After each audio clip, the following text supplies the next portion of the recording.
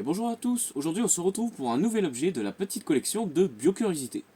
Et donc l'objet du jour, le voici, donc vous voyez que c'est un objet assez petit mais il y a plein de choses à dire dessus, c'est donc un nid de guêpes potières. Voilà, donc les guêpes potières, c'est un peu le même principe que les guêpes maçonnes, c'est-à-dire que les deux catégories de guêpes font des nids en terre, tout simplement. Voilà, de mélange de salive et de terre qui font que on obtient ce genre de résultat. Alors ça peut être des petits pots comme ça, hein, d'où le nom de guêpe potière d'ailleurs.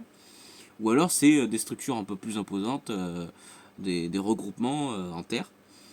Mais dans les deux cas, on est sur le même système, c'est-à-dire qu'en fait c'est des endroits où les larves vont tout simplement grandir. Voilà, les larves de guêpes vont grandir. Et dans ces endroits-là, eh bien, on va aussi avoir le garde-manger, la nourriture nécessaire pour donc, le développement des larves. Et donc, c'est là que ça devient intéressant, c'est que en fait, les guêpes potières, leur aliment préféré, ça va être tout ce qui est petite araignée. C'est-à-dire que quand vous prenez un petit pot en terre comme ça, et que vous le brisez, eh bien à l'intérieur, vous allez retrouver tout un tas de petites araignées qui ont été piquées, endormies, et ensuite transportées par la guêpe potière dans ce petit nid là. Et donc voilà, donc les araignées se retrouvent coincées, emprisonnées à l'intérieur.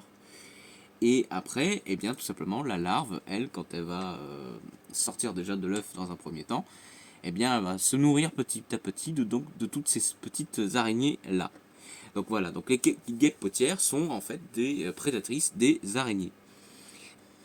Et donc là, j'ai fait assez attention à la façon dont je les manipule parce que c'est quelque chose de très fragile. Si vous en voulez dans votre collection naturaliste, vous pouvez, mais voilà, faites attention, c'est fragile et par contre c'est super facile à trouver. C'est quelque chose qu'on trouve assez facilement, c'est quelque chose de très commun. Typiquement celui-là, je l'ai trouvé sur un mur de cabane en bois, voilà, et il était éclos, parce que bon, c'est quand même mieux de prendre quand il a éclos. Et d'ailleurs, à l'intérieur, il reste la membrane qui entourait la nymphe. Donc la transformation entre la larve et le stade adulte. Et bien voilà, c'est à peu près tout pour cet objet, donc nid de guêpe potière. Comme d'habitude, si ça vous a plu, n'hésitez pas à liker, à partager, à vous abonner à la chaîne YouTube ou à suivre la page Instagram. Et je vous dis tout simplement à très bientôt.